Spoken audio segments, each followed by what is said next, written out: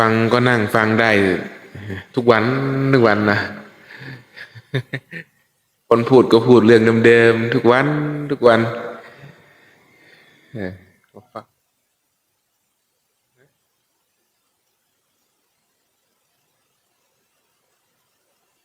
ไม่รู้เทศอะไรมั่งไม่รู้เลยถามมาก็ตอบไป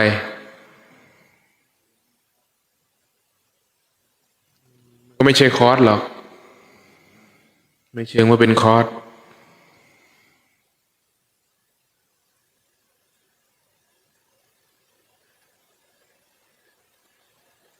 ไปกลับเนอะครับใช่ไหมอืมไปไปเมื่อเช้าเหรอครับที่ไปสระบุรีไป27ไง27อ๋อใช่ใช่เห็นโปสเตอร์อยู่ครับ7289กลับฉันเช้าเสร็จก็กลับคนก็เยอะนะคนเยอะเลยแหละของครูบาชัยวัฒน์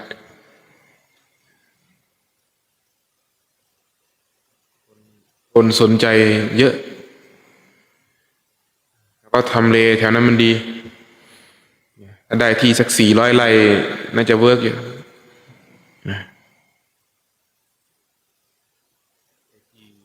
ที่ที่ทำที่สถานที่ปฏิบัติสถานที่ที่รวบรวมคนได้ที่สร้างคนมีที่สัก400 ไร่แล้วก็มีพวกเศรษฐีนะคอยอุปถากมันต้องอาศัยเขานะปฏิเสธไม่ได้หรอกมันต้องอาศัยคนอาศัยญาติโยมที่เขามีศรัทธานะช่วยกันพระจะเอาเงินจากไหนมาสร้างถูกไหม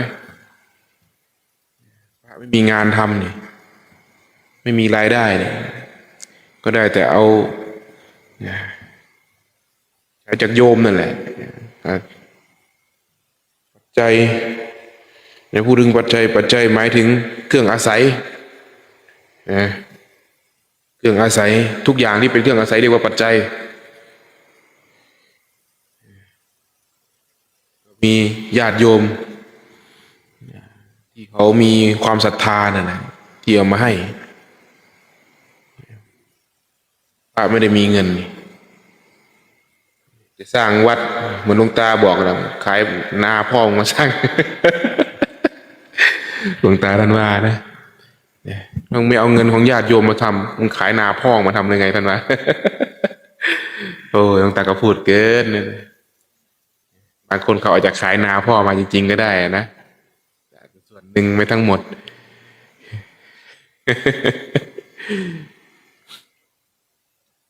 จริงมันต้องอาศัยอย่างนั้นแม้แต่พระพุทธองค์เองก็ต้องอาศัยเศรษฐี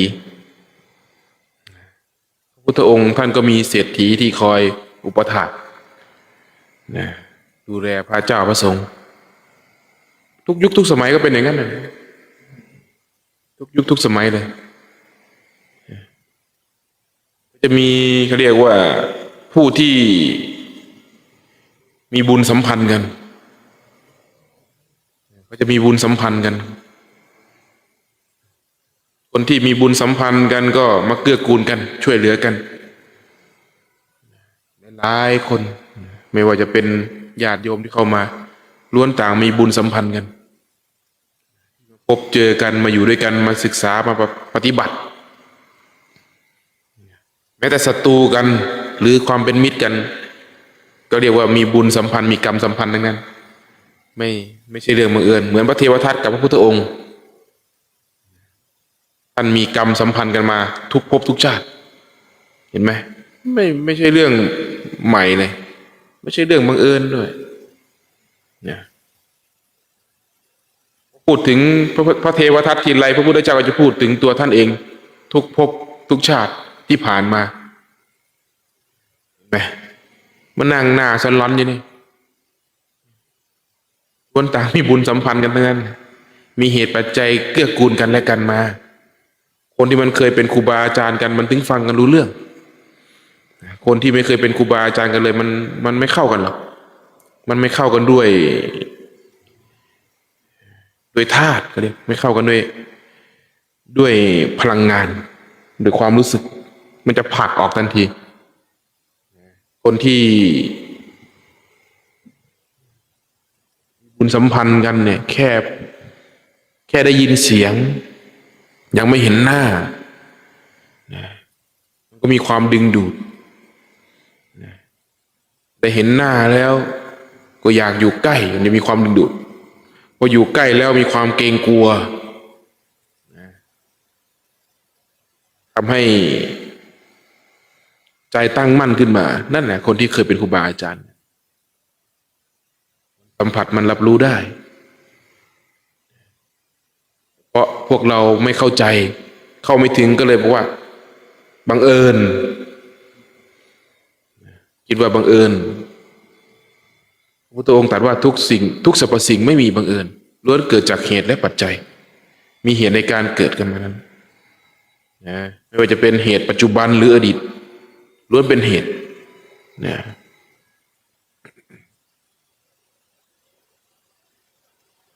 ได้แถวพวกสระบุรีแถวโคราชแถวนั้นน่ะจะเหมาะมันใกล้เมืองคนในเมืองก็จะออกมาได้ไม่ไกลแต่มันจำเป็นต้องมีปัจจัยในการทำนะไม่ว่าจะเป็นเงินทองหรือเครื่องใช้ต่างๆกุฏิศาลาเนี่ยมันจำเป็นหมดใช้เงินได้หมดแหละใช้มันไม่ได้ใช้น้อยล่ะมันหลายร้อยล้านน่ะถูกไหมล่ะคิดว่า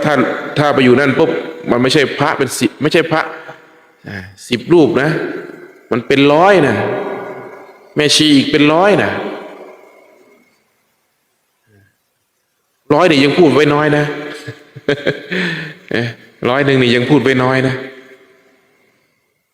ไม่ใช่น้อยเลย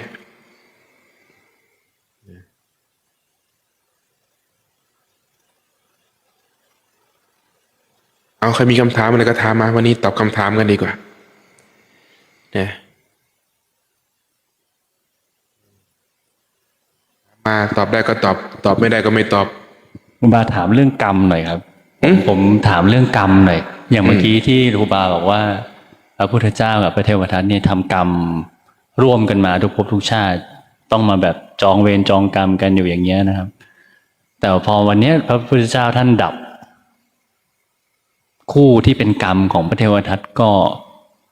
ดับไปด้วยไหมครับหรือแล้วท่านจะใช้กรรมที่ทำกับพระพุทธเจ้ายังไงต่ออะไรอย่างเงี้ยครับพระพุทธองค์ไม่ได้เกี่ยวกับพระเทวทัตกรรมนั้นเป็นของตนพระเทวทัตสร้างกรรมร่วมกับพระพุทธองค์จริงอยู่แต่ผลแห่งกรรมนั้นล้วนเป็นของพระเทวทัตไม่ได้เป็นของพระพุทธเจ้านะเหมือนที่เราเข้าใจว่ามีเจ้ากรรมนายเวรมาจองนะเราจะเข้าใจว่ามีเจ้ากรรมนายเวรมาคอยจองเขาเรียกอะไรแบบจองเวรจองกรรมกันใช่ใช่ครูบาเนี่ย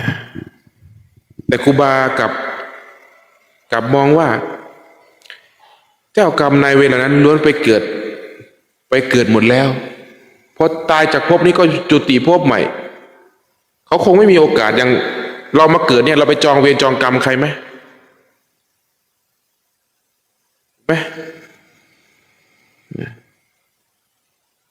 แต่เราจะกลับเข้าใจว่ามีเจ้ากรรมนายเวรมาจอง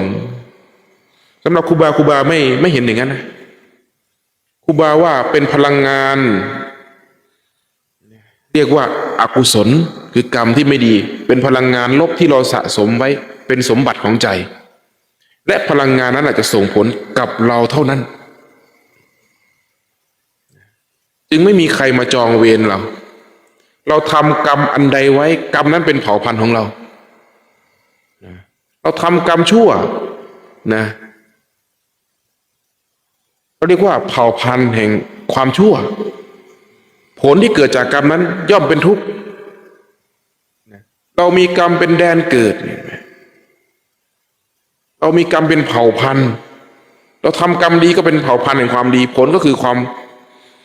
วามสุขนะเราต่างเป็นผู้สร้างกรรมและเป็นผู้รับผลแห่งกรรมนั้นไม่มีใครมาจองเวรจองกรรมกับเราแต่พลังงานที่เราสะสมนั้นไว้นั่นแหละ นะอย่างเราฝึกเนี่ยยิ่งคนฝึกเข้าถึงธรรมมากเท่าไหร่ยกตัวอย่างหลวงพ่อไข่นะไม่ต้องเอาอื่นไกลเอาหลวงพ่อไข่เกิดมาจนอายุ70 กว่าแล้วไม่เคยป่วยหนักเลยนะตั้งแต่รู้จักกันมาไม่เคยเห็นหลวงพ่อไข่ป่วยเลยมาบวชได้ไม่ถึงพรรษาเกือบตายทำไมเป็นอย่างนั้นน่ะ เจ้ากรรมนายเวรครับครูบา เราก็จะเข้าใจว่าเป็นเจ้ากรรมนายเวรแต่ทำพลังงานแห่งศีลสมาธิปัญญาจะเข้าไปชำระพลังงานฝ่ายลบออกเขาเรียกว่าฟอกธาตุฟอกขันธ์นะเข้าไปฟอกพลังงานฝ่ายลบออกนะพลังงานฝ่ายลบมันก็ต่อต้านเหมือนกันนะมันเป็นพลังงานมันต่อต้านสังเกตเถอะคนที่ทำคุณงามความดีเริ่มทำบุญกุศลบ้างจะเริ่มมีอุปสรรคนะมันมีตัวอย่างเยอะแยะมากมายเลยมันมีตัวอย่างเยอะแยะมากมายไม่ได้มีใครมาจองเวรจองกรรมหรอกแต่เพราะสิ่งที่เราอบรมเนี่ยมันเข้าไปฟอกของเสียไม่ว่าจะเป็นทั้งกายและเรื่องของจิตนะเรียกว่าเข้าไปแก้กันครูบากลับเห็นอย่างนี้นะ ครูบาไม่เห็นว่ามีใครมาจองเวรจองกรรมเรานะไม่เห็นเลยคงขัดกับคำสอนของพระพุทธเจ้านั่นแหละหากเราหมายว่าคนที่มาจองเวรจองกรรมเราคือพวกภพผีวิญญาณต่างๆเราจะหมายเอาอย่างนั้นถูกไหมเนี่ยเราจะหมายเอาเจ้ากรรมนายเวรเป็นภพต่างๆภพผีน่ะภพวิญญาณภพกายทิพย์ต่างๆมาคอยจองเวรจองกรรมเราจริงไม่เลย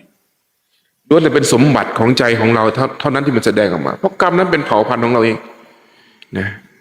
เรามีกรรมเป็นแดนเกิดเรามีกรรมเป็นผู้ติดตาม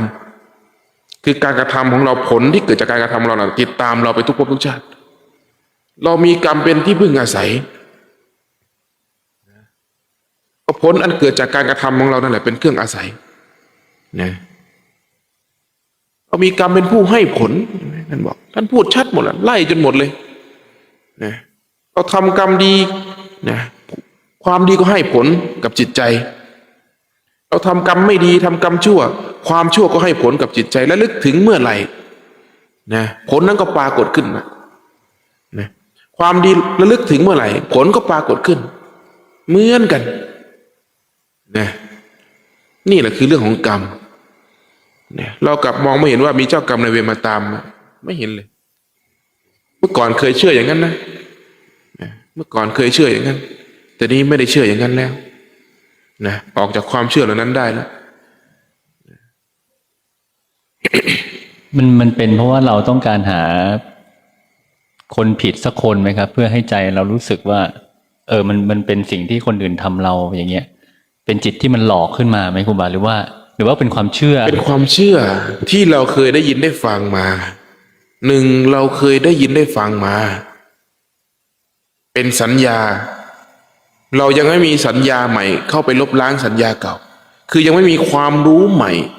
เข้าไปมีเหตุมีผลที่จะไปหักล้างความรู้เก่าได้นะก็เลยยึดเอาความรู้นั่นแหละมาอธิบายให้ตนเองเข้าใจเพื่อที่จะทำให้ตัวเองพอได้เข้าใจอยู่บ้างแล้วก็ได้ยอมรับในสิ่งนั้นได้ก็ไม่ผิดจะเชื่ออย่างนั้นก็ไม่ผิดนะหากการเชื่ออย่างนั้นนำไปสู่การยอมรับกรรมนั้นได้ไม่ผิดล้วนเป็นประโยชน์นะแต่สำหรับนักปฏิบัตินะพอปฏิบัติจนถึงสิ่งหนึ่งเขาจะออกจากความเชื่อนั้นได้เขาจะเห็นแต่ว่าทุกอย่างเกิดจากเหตุโดยไม่ได้โทษบุคคลที่สองเลยไม่ได้โทษบุคคลที่สองเลยล้วนเกิดจากกรรมที่เรากระทำเท่านั้นนะคนที่ยังไม่เข้าใจก็จะพยายามหาคู่กรณีไงออบใจไปก่อนต้องมีคู่กรณีนะนั่งอยู่เนี่ยร้อยทั้งร้อยเชื่ออย่างนี้หมดเนี่ยนั่งอยู่เนี่ยไม่ต้องเอาอื่นไกลหรอกครับนะ แล้วก็เชื่อเลยว่าเพิ่งเคยได้ยินเป็นครั้งแรกด้วย เพิ่งเคยได้ยินเหมือนกัน เพราะว่าเราเรียนรู้สิ่งเหล่านี้จากพุทธประวัติเราเรียนรู้สิ่งเหล่านี้จากสิ่งที่เรา พระพุทธองค์ก็ไม่เคยสอนเรื่องที่เราเชื่อมา ใช่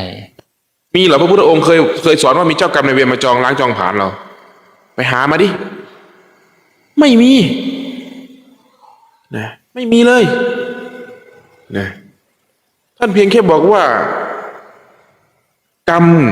นะไอ้กรรมต่างๆเนี่ยไม่ว่ากุศลกรรมอกุศลกรรมล้วนเกิดจากการกระทำนะถ้าไม่เคยว่ามีภพวิญญาณมีพวกนั้นมาจองเวรจองกรรมไม่มีไม่เคยมีครูบาอ่านครูบาไม่เคยเจอเลยนะหรือใครอ่านเจอก็เอามาบอกกันด้วยไม่มีอาจจะพูดในตำราแล้วกรรมก็มีการกระทำณปัจจุบันนี่ส่วนผู้ที่รับผลแห่งกรรมนะพูดไปถึงอดีตท่านก็พูดถึงแค่ว่าบุคคลนี้เคยทำสิ่งนี้มาจึงได้รับผลอย่างนี้แต่ไม่มีคู่กรณีเลยนะท่านไม่เคยพูดถึงว่ามีคนมาจองล้างจองผลาญไม่มีท่านบอกว่าคนนี้เขาเคยทำกรรมนี้ไว้เขาเคยทำกรรมนี้ไว้ผลจึงปรากฏในเป็นแบบนี้เท่านั้นเองแต่เราเนี่ยเจ้ากรรมนายเวรเนี่ยมาคอยจองล้างจองผลาญจริงไหมล่ะ ถึงขั้นต้องไปทำพิธี เพราะว่าเราต้องไปตามวัดเมื่อก่อนใช่ไหมสะเดาะเคราะห์ตัด อุ กร บาร ม ก็กะว่าจะไม่พูดหรอกเพราะมันเป็นสิ่งใหม่นะมันเป็นสิ่งใหม่เนี่ยไอ้พูดไปนี่ก็สะเทือนแล้วสะเทือนกับความเชื่อเดิมๆแล้วนะแต่ผู้มีปัญญาย่อมฟังได้นะผู้ที่พอมีสติปัญญาอยู่นะย่อมวิเคราะห์เขาเรียกว่าย่อมไข้ควรและวิเคราะห์ในเหตุในผลนะย่อมฟังได้ ทางรับมือครับครูบาหมายถึงว่าสมมติถ้าเราเชื่อในความเชื่อที่ว่ามันเกิดจากเราทั้งหมดเลย ไม่เกี่ยวกับใครเลย วิธีรับมือกับสิ่งที่มันเกิดขึ้น เวลาเรารับผลกรรมอะไรเงี้ยมันควรจะเริ่มจากอะไรครับครูบาพุทธองค์ท่านตรัสว่านะอกุศลทั้งปวงนะเธอพึงละนั่นหมายความว่ากรรมที่ไม่ดีทั้งหมดอย่าได้กระทำนะแม้เพียงเล็กน้อยก็อย่าได้กระทำนะกุศลทั้งปวงหรือพูดง่ายๆคือความดีทั้งหมดเธอพึงเจริญให้ยิ่งเหมือนทำให้มากนะทำให้มันมากนี่คือสิ่งที่พระพุทธองค์ตรัสเกี่ยวกับเรื่องของกรรมนะส่วนการรับมือของเราไม่ได้ไปต่อต้านนะเราไม่เคยต่อต้านอย่าไปต่อต้านเลยนะจงยอมรับมันซะนะอะไรจะเกิดขึ้นกับเราก็ยอมรับนะหากเราเป็นหนี้นะหรือคำว่ามีการชดใช้กรรมจริงๆนะเราก็ยอมที่จะชดใช้ต้องใช้นะการยอมรับหน่อยคือการใช้กรรมเราไม่ขัดขืนเมื่อเราก็ตามเราไม่ยอมรับมันจะเกิดการต่อต้านเพราะอะไรเพราะรังเกียจทุกข์แต่พระพุทธองค์กลับบอกว่าทุกข์นั่นแหละนะคือสิ่งที่เนี่ยพระอริยเจ้านะท่านให้ความยกย่อง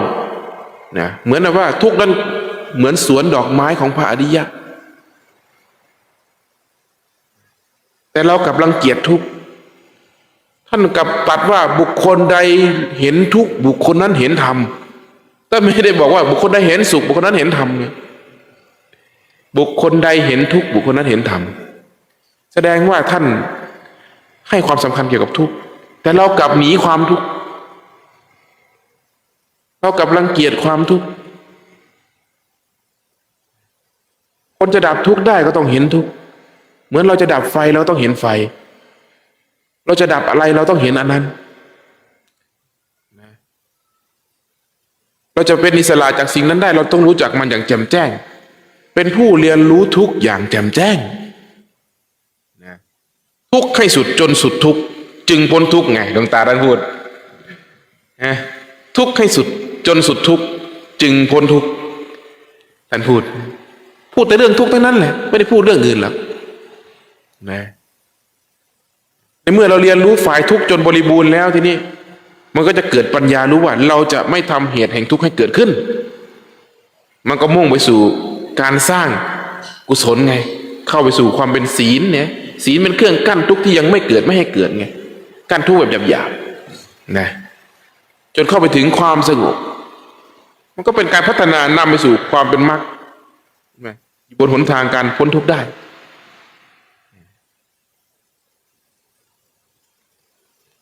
ครูบาครับขออนุญาตเรื่องเจ้ากรรมนะครับเจ้ากรรมนายเวรเนี่ยเราจำเป็นต้องอุทิศบุญให้ทุกครั้งที่เราแบบทำบุญไหมครับ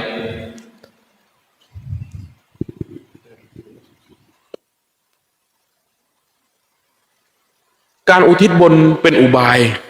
ที่ทำให้ตัวเองความคล่องในใจของตัวเองนี้จางคายลง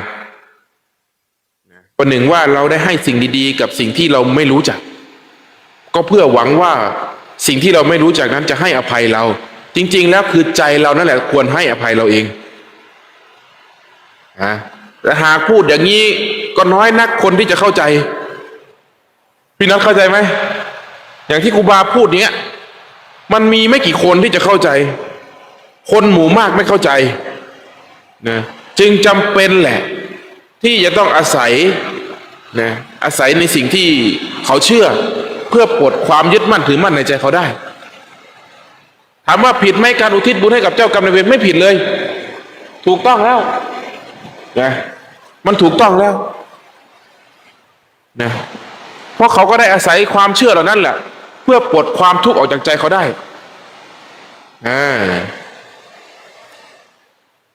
ก็ถามว่าจำเป็นไหมก็จำเป็นนะทำไปเถอะ แล้วจำเป็นต้องพ่วงให้เจ้าเกณฑ์ชะตาเราด้วยไหมครับอะไรนะต้องพ่วงแบบเจ้ากรรมนายเวรเจ้าเกณฑ์ชะตาเราอย่างเช่นเราเกิดวันพุธอย่างนี้ครับประจำวันเกิดเราพวกเจ้าเกณฑ์ชะตาอะไรอย่างเงี้ยนะครับเพื่อให้ชีวิตเรามันดีขึ้นนะครับครูบาขอถามหน่อยว่าวันพุธนี่มันมีโดยธรรมชาติหรือมันเกิดขึ้นมาด้วยสมมุติทีหลังใครเป็นคนตั้งขึ้นมาวันพุธสมมุติครับครูบาเห็นแต่มืดกับแจ้งเท่านั้นแหละครูบาไม่เคยเห็นวันจันทร์วันอังคารวันพุธอันนี้มันเป็นสมมุติในการเรียกใช้เพื่อความสะดวกเท่านั้นแต่เรากลับเอาสมมุติเหล่านั้นมาเป็นตุเป็นตะนะเป็นภาระของจิตของใจตัวเองอีกกลายเป็นภาระนะเป็นดีเป็นชั่วเลยนะวันจันทร์วันอังคารวันพุธวันพฤหัสวันใครเกิดวันที่13นี่เป็นวันอะไรนะวันผีถูกไหมวันที่เลข13นี่เลขอะไรนะเลขผีแสดงว่าครูบาก็เลขผีครูบาเกิดวันที่13เพราะอะไร1แล้วก็3พอหันขึ้นปุ๊บมันเป็นผีมันเป็นคำว่าผี1เป็นสระอีเลข3เป็นผอพึ่งเป็นคำว่าอะไรผีก็ไปถือเอาสมมุตินี้เป็นตุเป็นตาเป็นวันที่ไม่ดีนะมันไม่เกี่ยวกับวันหรอกไม่เกี่ยวกับวันจันทร์วันอังคารวันพุธหรอกคนชั่ววันไหนมันก็ชั่วมันทำชั่ววันไหนมันก็ชั่วตอนนั้นแหละมันทำดีวันไหนมันก็ดีตอนนั้นไม่เกี่ยวกับเลิกยามไม่เกี่ยวกับดวงชะตาอะไรทั้งนั้นแต่ศาสตร์ของดวงชะตานั้นก็มีเป็นศาสตร์ที่เขาสะสมมาแล้วก็ไม่ได้ลบหลู่หรอกศาสตร์นั้นนะถือว่าค่อนข้างที่จะแม่นยำเลยนะไอ้พวกศาสตร์นี่นะก็แปลกประหลาดเหมือนกันอย่างโง่เฮงอย่างเงี้ยก็แปลกประหลาดเหมือนกันนี่แสดงว่ามันมีศาสตร์ที่เขาสะสมมานะแต่ถ้ามองไปในลึกๆนะมองข้ามศาสตร์เหล่านั้นไปนะให้เป็นภาษาธรรมครูบาเขาถามว่านะสมมุติว่าวันพุธเป็นวันที่ไม่ดีสมมุตินะเป็นวันที่ไม่ดี หากวันพุธเป็นวันที่ไม่ดีจริงคนเกิดวันพุธมันก็คงไม่ดีทั้งหมดจริงไหมถ้าหากยังมีคนดีอยู่ในวันเกิดวันพุธนะมันก็ไม่ได้เกี่ยวกันแล้วคิดว่าคนเกิดวันจันทร์ดีทั้งหมดเหรอนะมันไม่เกี่ยวกับวันหรอกไม่เกี่ยวกับวันเลยเกี่ยวกับการกระทำเกี่ยวกับกรรมที่เราสร้างนี่ให้รู้ไว้พระพุทธองค์ท่านสอนอย่างนี้นะท่านสอนถึงกรรมคือการกระทำท่านไม่ได้สอนถึงเลิกงามยามดีไอ้เลิกงามยามดีนั้นเป็นเรื่องของพราหมณ์นะเป็นเรื่องของพราหมณ์นะก็อย่างเขาก็บอกว่าเวลาไปทำบุญน่ะถ้าเราอุทิศให้เจ้าเกณฑ์ชะตาเราเขาก็จะช่วยคุ้มครองปกปักรักษาเวลามีภัยอันตรายใดๆเขาก็จะมาเตือนมาอะไรอย่างนี้นะครับครูบาถ้าความเชื่อเหล่านั้นทำให้เราสบายใจมันก็ดีนะก็ดีครูบาถึงบอกว่าคนเรานี่เป็นอยู่ด้วยความเชื่อไงไม่มีใครออกจากความเชื่อได้มีแต่พระอรหันต์เท่านั้นที่พ้นออกจากความเชื่อนั้นได้นะก็ธรรมดานะที่เรายังหลงอยู่ในความเชื่อเหล่านั้นก็ต้องอาศัยความเชื่อนั่นแหละเข้าถึงกรรมดีครูบาไม่ปฏิเสธความเชื่อนะแล้วก็ไม่ได้ลบหลู่ความเชื่อด้วยแต่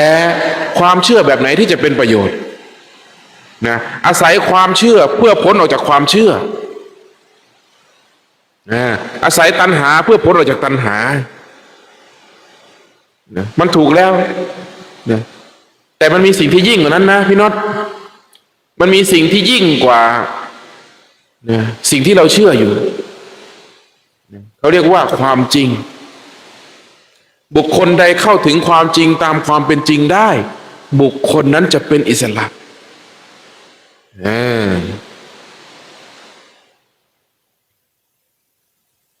ครับครูบาเป็นคำถามครับจากคุณท็อฟฟี่แหนมสามเกลอครับตั้งใจรักษาศีลห้าแต่ช่วงนี้ยุงเยอะมากตะบะแตกถือไม้ช็อตจะบาปมากไหมคะหลวงตาเคยเล่าเรื่องพระผู้เฒ่าให้ฟังมดมันขึ้นกุฏิท่านนะมดมันขึ้นกุฏิท่านก็ไปเอาน้ำร้อนน่ะที่ต้มไว้เอามันลาดมันท่านก็บอกว่าเนี่ยมดไม่อยากอาบน้ำร้อนนะ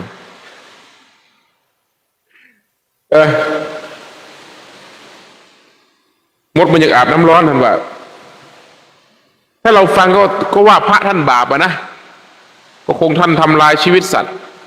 แต่หลวงตาก็เล่าไปต่อว่าพระรูปนั้นท่านมรณภาพไปแล้วอัฐิเป็นพระธาตุหมดเลยหลวงปู่ใหญ่ไม่บ่นให้ด้วยที่หลวงตาเล่าให้ฟังเนี่ยครูบาก็นะเคยเดินไปกับพ่อแม่ครูบาอาจารย์นะเราไปคอยรับบาตรท่านตอนที่เรายังไม่บวชเป็นสังฆลีนะเวลาพระไปบิณฑบาตเราก็คอยเดินตามไปก่อนออกจากวัดมันก็โพเพมันยังไม่สว่างมากนะพระผู้เฒ่าตาก็ไม่ค่อยดีเท่าไหร่เดินไปก็เหยียบหอยเหยียบมดตายนะก็มีพระรูปที่ท่านเดินตามหลังไปก็เป็นพระใหม่เหมือนกันเนี่ยนะท่านก็นึกในใจท่านว่าทำไมหลวงปู่เดินไม่ระมัดระวังเลยเหยียบสัตว์ตายหลวงปู่จะไม่บาปเหรอ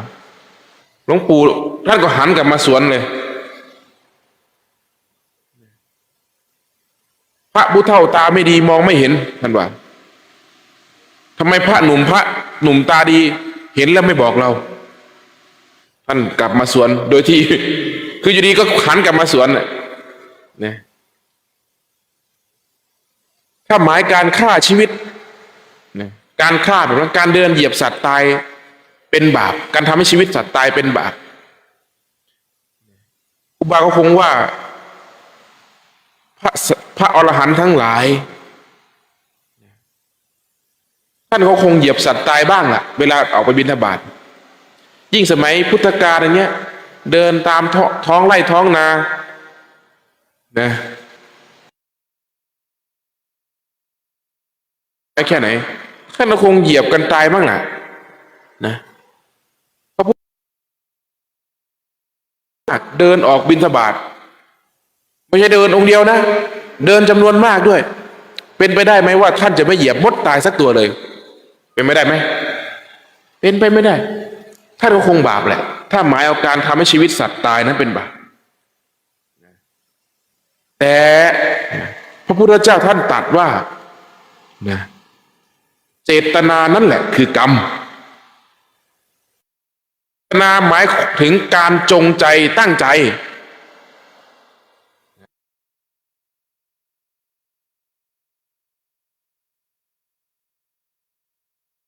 ที่ตั้งใจจะฆ่านั่นเรียกว่าเจตนา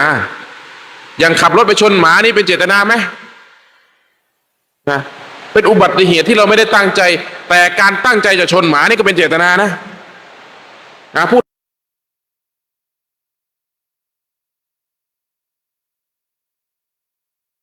อะไรทั้งนั้นแต่อยู่ดีหมาวิ่งตัดหน้ารถมาและเราเบรกไม่ทันมองไม่เห็นเกิดการชนนั้นทำให้หมานั้นตายนะคิดว่าบาปไหมคนส่วนมากก็จะคิดว่าบาปนะแต่สำหรับครูบาบอกว่าไม่บาปเลยเพราะอะไรเพราะไม่ได้มีเจตนาพระพุทธองค์ท่านตรัสว่าเจตนานั้นคือกรรมคนไม่ได้เจตนาตั้งใจจะให้ชีวิตของสัตว์นั้นตายนะเพราะฉะนั้นให้สบายใจเลยคนที่ขับรถชนหมาไม่มีเจตนาแต่อีกคนนึงนะเห็นหมาวิ่งมาตั้งใจชนเลยไม่เบรกชนมันเลยนะตั้งใจชนเลยเห็นไหมชนเหมือนกันแต่เจตนาต่างกันคนหนึ่งไม่มีเจตนาที่จะชนอีกคนหนึ่งมีเจตนาที่จะชนแน่นอนว่าไอ้คนที่ตั้งใจชนนี้บาปแน่เพราะเจตนาที่จะพรากชีวิตเขาเจตนาที่จะประทุษร้ายสร้างความทุกข์ให้เกิดขึ้นกับเขาเป็นผู้เบียดเบียนบุคคลอื่นเป็นผู้เบียดเบียนสิ่งอื่นนั่นแหละเจตนานั่นแหละจึงเป็นกรรมเจตนาดีก็เรียกว่ากรรมดีเจตนาไม่ดีก็เรียกว่ากรรมไม่ดีเนี่ยก็มีผลอยู่ในนั้นเข้าใจหรือยังเพราะว่ามีบางคนเขาวิตกกังวลมากอาบน้ำยังไม่อยากอาบบอกว่ากลัวแบคทีเรียตายอะไรอย่างนี้ก็เคยมีพิมพ์เข้ามาครับอย่างนี้เราถือว่าเป็นแบบพวกวิตกจริตเกินไปไหมครับครูบาละเอียดเกินไปไหมครับนะเพราะไม่เข้าใจเพราะไม่รู้ว่าอะไรเป็นอะไรนะจึงหมายเอาคาดคะเนเอาเข้าใจเอาเองว่าเป็นอย่างนั้นเป็นอย่างนี้นะถ้ามันบาปพระพุทธเจ้าก็บาปเหมือนกันแหละพระพุทธเจ้าก็คงอาบน้ำเหมือนกันนะเนาะจริงไหมถูกไหมนะหรือพระพุทธองค์ท่านไม่อาบน้ำเลยท่านก็คงอาบแหละนะในพระวินัยก็บอกพระก็ยังอาบน้ำเลยนะให้มีปัญญาหน่อยนะมีปัญญาหน่อยแต่ถ้ายังไม่มีปัญญาได้ยินได้ฟังแล้วก็ให้เกิดปัญญาด้วยนะมันไม่บาปหรอกครูบาเป็นคำถามจากคุณพานุเดชครับนมัสการครับครูบาจาคะทำข้อนี้ถึงพระนิพพานได้ไหมครับได้จาคะมันไม่ได้สละแต่ภายนอกนะมันเข้าไปถึงการสละซึ่งชีวิตสละถึงความยึดมั่นถือมั่นสละถึงอารมณ์ในจิตในใจจาคะข้อเดียวนี่เข้าถึงความเป็นพระอรหันต์ได้ทันทีเลยเอาสินะมันสละตัวตนได้เมื่อไหร่มันก็บรรลุธรรมเมื่อนั้นแหละนั่นก็คือจาคะการสละแล้วซึ่งอัตตาตัวตนคือจากออกจากความยึดมั่นถือมั่นนะ ถือทำเอาข้อใดข้อหนึ่งบรรลุธรรมได้หมดน่ะจับเอาสักหลักหนึ่งนะตั้งแต่สละภายนอกจนถึงสละภายในนะหากภายนอกยังสละไม่ได้อย่ามาพูดถึงภายในเลยนะคนที่เข้าถึงการสละได้แม้แต่เลือดก็สละให้ได้แม้แต่ชีวิตท่านบอกเลยยอมสละชีวิตเพื่อรักษาไว้ซึ่งศีลจะไม่ยอมทำผิดเป็นเด็ดขาดนะยอมตายดีกว่ายอมสร้างเหตุแห่งความชั่วนี่คือคุณสมบัติคุณธรรมของพระโสดาบันนะเป็นผู้เข้าถึงศีลอันบริบูรณ์นะท่านยอมตายเลยเอาเงิน100 ล้าน1,000 ล้านมาจ้างให้ท่านทำในสิ่งไม่ดีไม่มีทางนะท่านไม่เอานี่คือผู้เข้าถึงศีลนะนี่คือผู้เข้าถึงธรรมะภายนอกสละได้สละจนสิ้นเนื้อประดาตัวเลยภายนอกน่ะจนสามารถสละครอบครัวสละความสุขสบายสละชีวิตออกมาสละออกมาบวชได้เนี่ยเห็นไหมสละอารมณ์ที่เคยได้เสพสม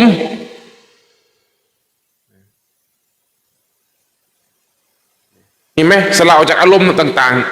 ๆสละออกจากอาหารรสเลิศสละออกได้หมดอะจนแม้แต่สละชีวิตเพื่อคุณธรรมนะเรียกว่าสละชีวิตเอาชีวิตนี้บูชาพระพุทธเจ้าประกาศตนเลยว่าชาตินี้ชีวิตนี้จะสละให้พระพุทธองค์สักชาติหนึ่งนี่ประกาศกล้องในใจตนเองเลยจะมีหรือไม่มีก็ตามมรรคผลนิพพานนี้พบหน้าชาติหน้าจะมีหรือไม่มีก็ตามนะแต่ชาตินี้จะขอสละให้กับพระพุทธเจ้าสักชาติหนึ่งจะเป็นผู้ประพฤติปฏิบัติตามพระธรรมคำสอนของพระพุทธองค์โดยไม่มีข้อแม้เนี่ยสละให้พระพุทธเจ้าได้เลยนี่เขาเรียกว่าสละชีวิตสละตัวตนนะเห็นไหมจาคะไหมล่ะนี่แหละคือผลที่เกิดจากจาคะนะทำให้มันยิ่งเถอะ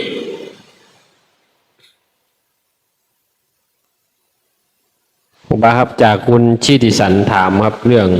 เจ้ากรรมนายเวรครับว่าคนที่ทะเลาะกันไม่มีเหตุบังเอิญแบบนี้จะใช่เจ้ากรรมนายเวรไหมครับกรรมนะไม่ว่าจะเป็นกรรมเก่านะหรือกรรมเราอาจจะสร้างใหม่ในปัจจุบันก็ได้คนที่มาทะเลาะกันไม่ใช่เกิดจากกรรมเก่านะหรือคนที่มาพบเจอกันนะเป็นมิตรเป็นศัตรูกันไม่ได้หมายว่าเกิดจากกรรมเก่าเพียงเท่านั้นกรรมเก่าก็มีส่วนแต่สำคัญคือกรรมปัจจุบันเราจะสร้างสิ่งใดต่อ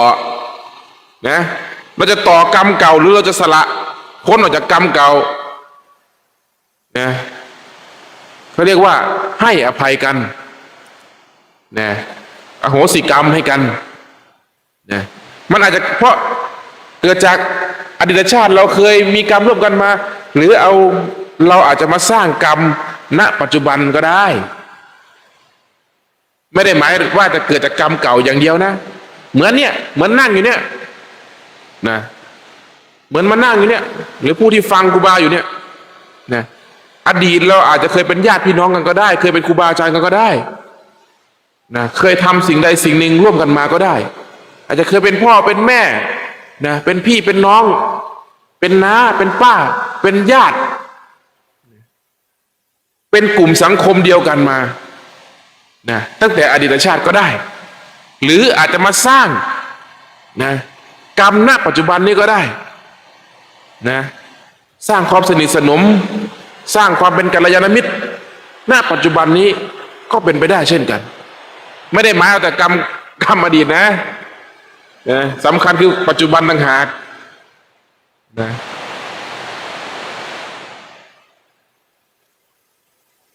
ครับครูบาขอถามประเด็นมีคนคอมเมนต์เข้ามาในช่องว่า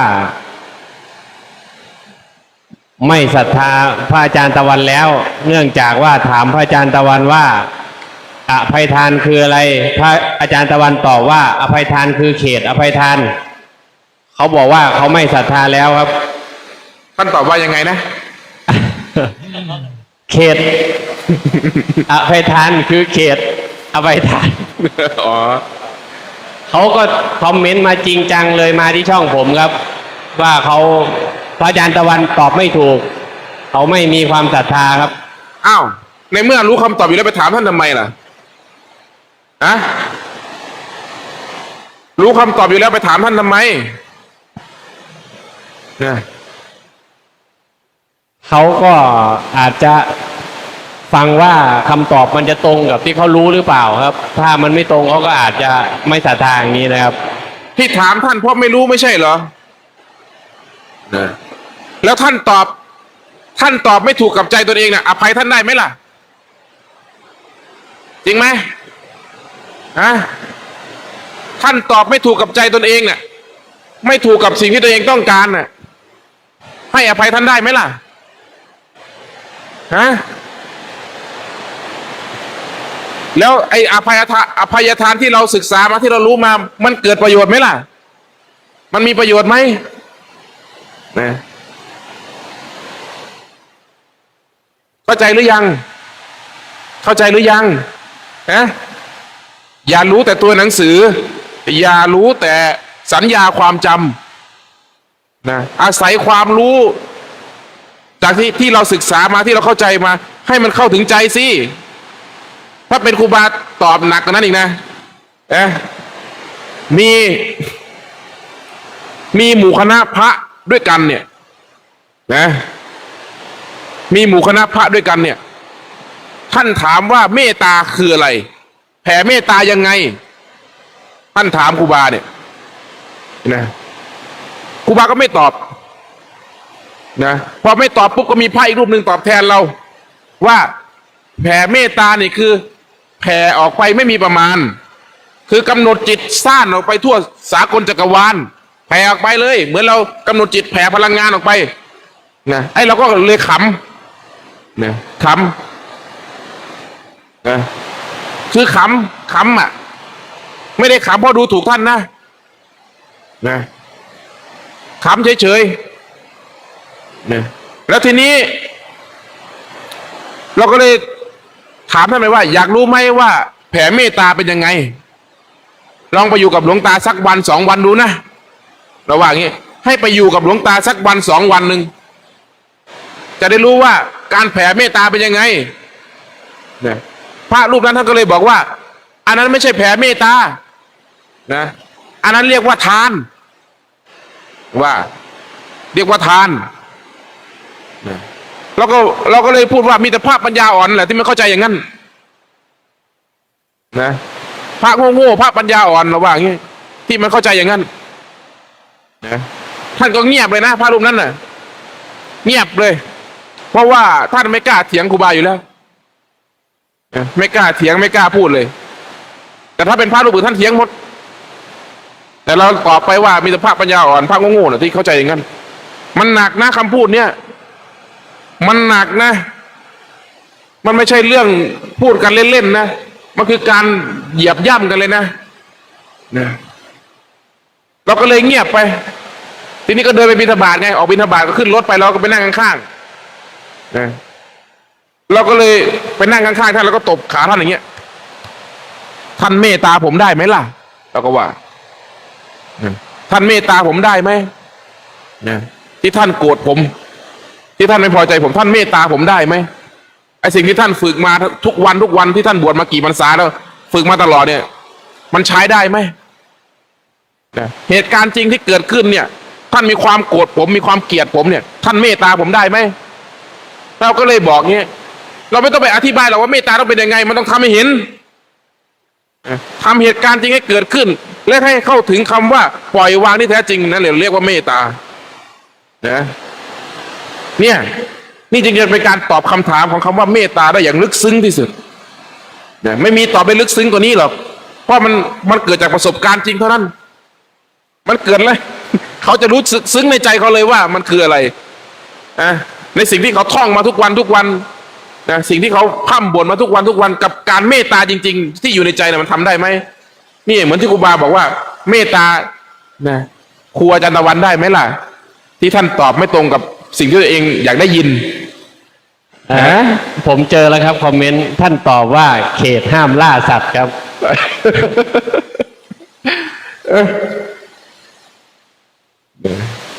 ดูเลยดี อย่าถือแต่คำพูด ดูดีๆนะค้นหาประโยชน์ให้มันได้พ่อแม่ครูบาอาจารย์ท่านพูดอะไรมาเป็นธรรมทั้งนั้นแหละนะท่านพูดอะไรออกมามันเป็นประโยชน์ทั้งนั้นแหละเป็นธรรมะทั้งนั้นแหละนะไอเราเนี่ยก็แรกๆก็ศรัทธาหรอกศรัทธาเราไม่ได้ศรัทธาท่านด้วยซ้ำไป แต่เรากลับมองว่าเราศรัทธาท่าน อย่างนั่งอยู่เนี่ยไม่ได้ศรัทธาครูบาอาจารย์ไม่ได้ศรัทธาหลวงตาหรอกไม่ได้ศรัทธาใครทั้งนั้นแต่มันศรัทธาความเชื่อตนเองนะเพราะตัวเองเชื่อว่าหลวงตาเนี่ยเป็นอย่างนั้นเป็นอย่างนี้นะคนที่เชื่อว่าหลวงตาเป็นพระอรหันต์ก็มีความศรัทธาหลวงตาพอทีนี้มาอยู่ปุ๊บความเชื่อนั้นเปลี่ยนไปก็เลิกศรัทธาหากคนมาศรัทธาหลวงตาจริงหลวงตาซ้ายก็คือซ้ายขวาก็คือขวาหลวงตาเป็นอย่างไรศรัทธานั้นจะไม่เสื่อมคลายไปนั่นจึงเรียกว่าศรัทธาแท้นะแต่นี่เราศรัทธาความเชื่อตนเองไงเพราะเราเชื่อว่าท่านเป็นพระดีเราจึงศรัทธาพอไปเห็นท่านเป็นอีกแบบหนึ่งปุ๊บไม่ศรัทธาแล้วเข้าใจไหมมันไม่ได้ศรัทธาครูบาอาจารย์มันศรัทธาความเชื่อตนเองนะครูบากล้าพูดเลยเป็นอย่างนี้แน่นอนนะพอไปเห็นพ่อแม่ครูบาอาจารย์ทำไม่ถูกกับสิ่งที่ตัวเองอยากรู้ไงพอทำไม่ถูกปุ๊บก็ศรัทธาก็เสื่อมเนี่ยที่จริงตัวเองน่ะเสื่อมมาจากความเสื่อมมาจากความเชื่อตนเองนั่นแหละไม่ได้เสื่อมจากพ่อแม่ครูบาอาจารย์นะใครจะศรัทธาหรือไม่ศรัทธาเขาท่านก็ไม่เดือดร้อนนี่ถูกไหมเนี่ยแต่มีแต่เราเนี่ยเดือดร้อนเพราะเราเนี่ยเสื่อมเองนะ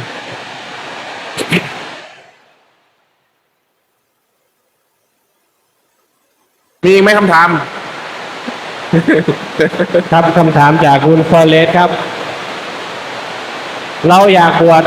แต่พ่อแม่ว่าเราทิ้งภาระไว้เพราะท่านยังลำบากอยู่เพราะเราเป็นตัวหลักของบ้านแบบนี้ควรหรือยังไม่ควรบวชครับการออกบวชต้องได้รับอนุญาต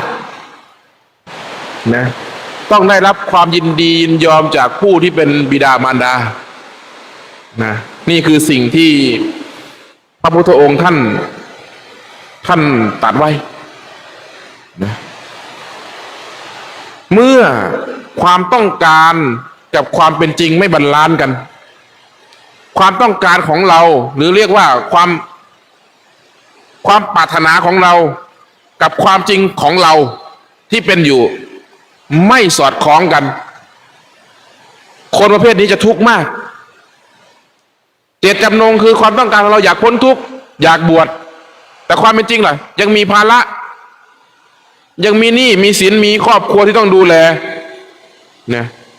คนประเภทนี้จะทุกข์อย่างมากเลยเพราะอะไรรู้ไหมเพราะยังไม่ยอมรับความจริงที่ตนเองเป็นนะระวังมันจะเป็นการบวชหนีปัญหานะบวชออกมาปุ๊บก็อยู่ไม่ได้ไม่นานก็สึกเหมือนเดิมส่วนใหญ่สึกนะส่วนใหญ่เลยนะเพราะมันภาวนาไม่ได้มันมีความกังวลนะตอนมันอยากบวชมันก็อีกอารมณ์หนึ่งแหละ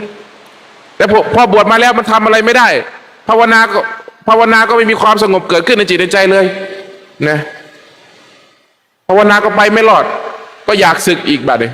พออยากสึกก็จะนึกถึงพ่อนึกถึงแม่อยากไปดูแลพ่อแม่ไปเลี้ยงดูพ่อแม่ไปกลับไป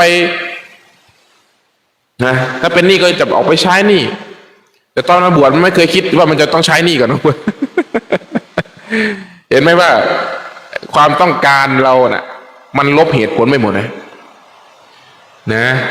นี่กรณีนี้ก็เหมือนกันนะใจที่ปรารถนาความพ้นทุกข์อยากบวชนะแต่สถานการณ์จริงคือมีภาระอยู่ยากแหละที่จะตัดสินใจได้นะเพราะฉะนั้นก็ต้องถือเอาคำของพระพุทธเจ้านะบุคคลที่จะได้ออกบวชนะต้องได้รับการยินยอมจากบิดามารดานะบิดามารดาอนุญาตค่อยบวชหากท่านยังไม่อนุญาตนะ ก็ยังบวชไม่ได้ ให้เราบวชใจแทนนะเอาบุญกับบิดามารดานะเข้าใจไหมให้เอาบุญกับบิดามารดา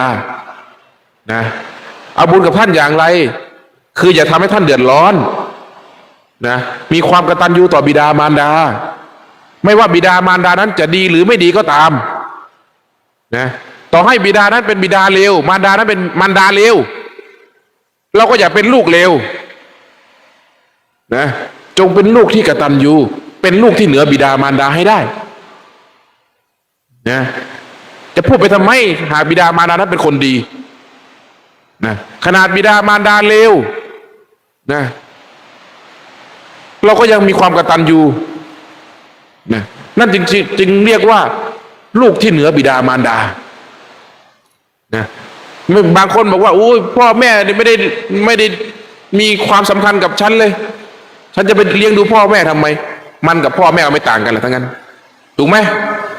แสดงว่าตัวเองก็เลวเหมือนกันนะอยากเป็นคนแบบนั้นเหรอถูกไหมคุณว่ากลับมองเห็นว่าเราต่างหากนะการปฏิบัติธรรมนะการอยู่กับบิดามารดาได้เป็นผู้ที่มีความกตัญญูต่อบิดามารดากับผู้ที่มีพระคุณนะเลี้ยงดูท่านทั้งกายและใจไม่ทำให้ท่านเดือดร้อนนั่นแหละคือการปฏิบัติธรรมเข้าถึงความเป็นฆราวาสชั้นเลิศเนี่ยดีกว่ามาบวชได้ซ้ำไปนะมาบวชนี่ยิ่งเป็นอีกอันหนึ่งเลยนะมาบวชนี่นะมันจะไปอีกแนวหนึ่งเลยนะครับครูบาขออีกคำถามครับจากคุณสุภามาศครับน้อมกราบครูบาอยากทราบว่าผู้รู้กับจิตและสติเหมือนกันหรือต่างกันคะต่างแค่ภาษาแต่มันคือสิ่งเดียวกันผู้รู้นะจิตสตินะหากแยกพูดด้วยภาษามันก็คนละส่วนกันนะหากพูดด้วยนักปฏิบัติมันคือสิ่งเดียวกันสติก็ไม่ใช่รู้เหรอสติก็ไม่ใช่รู้นั่นเหรอการระลึกรู้นะก็คือสติเนี่ยมันก็รู้ตัวเดียวกันนั่นแหละเรียนมีรู้หนึ่งรู้สองรู้สามรู้สี่เหรอไอ้รู้หนึ่งรู้สองรู้สามรู้สี่เนี่ยมีแต่เราสร้างขึ้นมาทั้งนั้นแหละนะยกตัวอย่างเช่นว่าสิ่งหนึ่งมันไปรู้ลมหายใจแล้วก็มีอีกสิ่งหนึ่งมารู้ทั้งไอ้ที่ไปรู้ลมหายใจและรู้ทั้งลมหายใจเนี่ยก็สร้างขึ้นมาทั้งนั้นแหละมันจะต่างกันตรงไหนนะจริงๆมันมีแค่รู้กับหลงกันนั่นเองไม่มีรู้หนึ่งรู้สองรู้สามมีแค่รู้กับหลงเมื่อรู้นั่นเรียกว่าสติเมื่อหลงนั่นเรียกว่าขาดสตินะเมื่อมีสติจึงมีผู้รู้นะเมื่อขาดสตินะผู้รู้ไอ้ที่มันผู้รู้ที่เรียกว่าสตินั้นก็ไม่มีเหมือนกันนะกลายเป็นผู้หลงไปแล้วหลงไหลลงไปนะสติกับจิตมันก็คืออันเดียวกันนั่นแหละนะมันจะต่างกันตรงไหนมันแยกพูดด้วยตำรับตำราด้วยภาษาเท่านั้นเองเพื่อในการศึกษาที่ง่ายแต่การบางทีแยกเยอะเกินไปก็ทำให้หลงไปอีก นะครูบายิ่งพูดว่าสติคือพุทธะดูฟังกันไม่ได้พอเราบอกว่าสติคือพุทธะฟังไม่ได้ฟังไม่ได้ก็ช่างเถอะเมื่อไหร่ก็ตามสติตื่นรู้เมื่อไหร่เนี่ยจิตกับสติรวมเป็นหนึ่งเมื่อไหร่พุทธะก็อยู่ตรงนั้นแหละหลวงปู่ชากล่าวว่าบุคคลใดที่เพียรเจริญสติให้มากขึ้นมีสติมากเท่าไหร่ยิ่งก้าวเข้าใกล้พระพุทธเจ้ามากเท่านั้นแน่ทำไมท่านพูดอย่างนั้นล่ะหลวงปู่แหวนว่าอย่างไงรู้ไหมหลวงปู่ขาวว่าอย่างไงรู้ไหมสติคือพุทธะสติกับจิตก็คือสิ่งเดียวกันนั่นแหละว่าเมื่อสติกับจิตรวมกันเป็นหนึ่งเมื่อไหร่มันแยกไม่ได้หรอกว่าอะไรคือสติอะไรคือจิตเนี่ยหรือจะกล่าวเลยว่าสติคือพุทธะก็ว่าได้นะเข้าใจหรือไม่เข้าใจก็ตามเถอะจะเชื่อหรือไม่เชื่อก็ตามเถอะเข้าใจไหมไม่ปฏิบัติสติจะปฏิบัติอะไรกันนะไม่เจริญสติจะเจริญอะไรกันนะอะไรคือจิตล่ะ ครูบาก็เห็นแต่สติตัวเดียวเท่านั้นแหละนะที่มันควรเจริญให้ยิ่งนะไอ้ที่เราเรียกว่าจิตกับสติรวมกันเป็นหนึ่งเมื่อไหร่มันไม่แยกหรอกมันเหลือแต่รู้โดยไม่หลงด้วยรู้โดยไม่ปรุงแต่งด้วยนะรู้โดยไม่มีอาการปรุงแต่งอากับกิริยาปรุงแต่งใดๆไม่มีนะมีแต่รู้เท่านั้นเขาเรียกว่ารู้ความจริงตามความเป็นจริงที่ปรากฏขึ้นเข้าถึงความรู้ชนิดนี้ก็หมดคำพูดแล้วไม่ต้องพูดกันแล้วนะอาจจะพบที่สุดแห่งทางมรรคผลนิพพานก็พบกันตรงนี้แหละเนี่ยพูดมาขนาดนี้แหละเอาฟังได้หรือไม่ได้ก็ช่างเถอะนะเอาวันนี้ก็พอแล้วมั้งเนาะเหนื่อยพูดไปพูดมาก็เหนื่อยเหมือนกันนะเอาพอ